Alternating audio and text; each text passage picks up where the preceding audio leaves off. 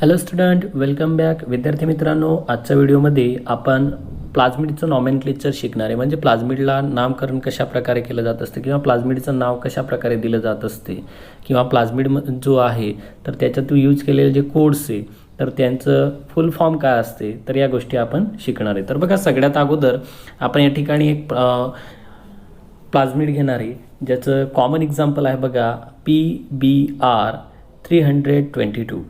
Okay, PBr 322 सगळ्यात जास्त use केला जाणारा हा प्लाझ्मिड आहे. याच्यामध्ये सुरुवातीला जो स्मॉल लेटर P दिलेला आहे तुम्हाला, तो लेटर प्लाझ्मिडसाठी डिनोटेड केलेला आहे.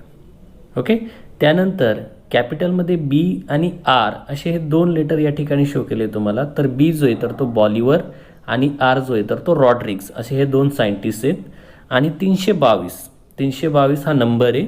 या नंबरमध्ये या ठिकाणी आपण म्हणणार आहे की कोवर्कर, म्हणजे हे जे दोन सायंटिस्ट आहे यांच्यासोबत जे इतर कोवर्कर होते, सहाय्यक कर्मचारी होते, तर त्यांचा नंबर येतो 322 कर्मचारी आणि दोन सायंटिस्ट मिळून हा जो PBr 322 नावाचा प्लाझ्मिड आहे तर तो डिस्कवर केलेला आहे. ओके, त्यानंतर पुन्हा एक प्लाझ्मिड बघा, PUC म्हणजे पोल्युशन अंडर कंट्रोल नाही बरं. काय आहे PUC? स्मॉल p जो आहे तर तो प्लाझ्मिडसाठी यूज केला जातो आणि UC म्हणजे युनिव्हर्सिटी ऑफ कॅलिफोर्नियानं हा प्लाझ्मिड शोधून काढला आहे म्हणून याला PUC म्हणतात. त्यानंतर पुन्हा एक या ठिकाणी तुम्हाला प्लाझ्मिड सांगतो, PACYC 177. PACYC 177 हा सुद्धा एक प्लाझ्मिडचा प्रकार आहे जो सॅल्मोनेला टायफी नावाचा जो बॅक्टेरियम आहे त्याच्यापासून आयसोलेट करण्यात आलेला आहे हा. तर याच्यामध्ये बघा, P जो आहे तर तो प्लाझ्मिडसाठी यूज केला जाणार आहे. AC या ठिकाणी A चांग नावाचा जो सायंटिस्ट होता तर A चांग आणि YC म्हणजे Y कोहेन. लक्षात, याच्यामध्ये C फक्त या ठिकाणी त्यांच्या सायंटिस्टचे नावं तुम्हाला सरनेम्स वगैरे चांग आणि कोहेन हे लक्षात ठेवायचे. A चांग, Y कोहेन आणि त्यांचे कोवर्कर किती होते? 177. म्हणजे 177 कोवर्कर आणि दोन सायंटिस्टनं मिळून PACYC 177 नावाचा जो प्लाझ्मिड आहे तर तो डिस्कवर करण्यात आला आहे. त्यानंतर बायोलॉजिकल टूल्समध्ये काही रिकग्नाइज सिक्वेन्स असतात आणि त्या रिकग्नाइज सिक्वेन्समध्ये सुद्धा तुम्हाला नॉमेनक्लेचर आलेलं असते. त्याच्यापैकी बघा, EcoR1 हे कॉमन एक्झाम्पल आपण पाहिलं आहे.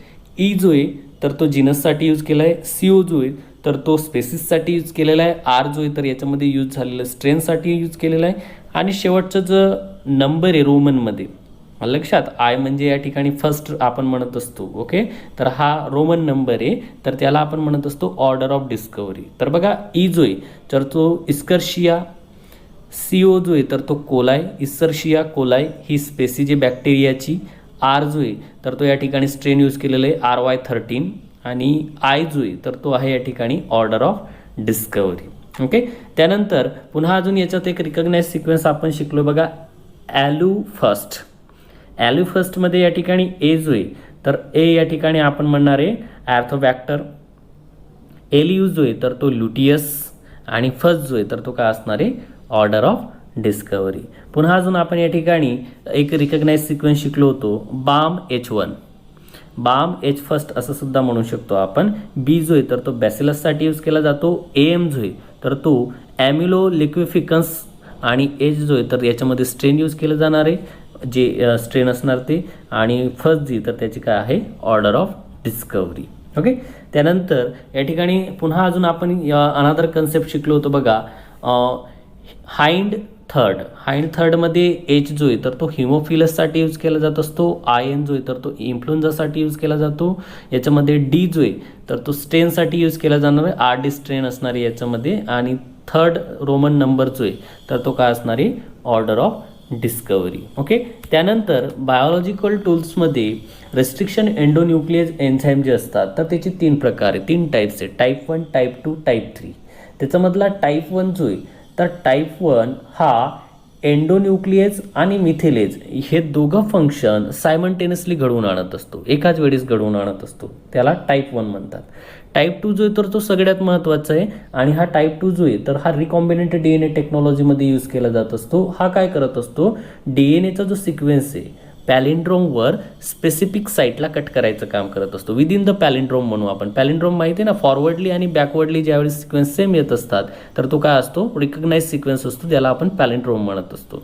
तर पॅलिंड्रोममध्ये DNAच्या सिक्वेन्सला कट करायचं असेल तर अशा वेळेस कोणतं रेस्ट्रिक्शन एंडोन्यूक्लियस यूज करतात, टाईप 2चं. ओके.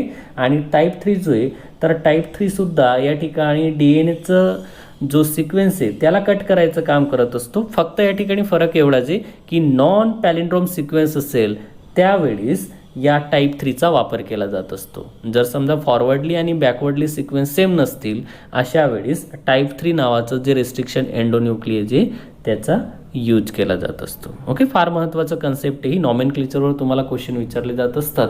व्हिडिओ जर आवडला असेल लाईक करा, शेअर करा, सबस्क्राईब करा आणि कमेंट पण करा.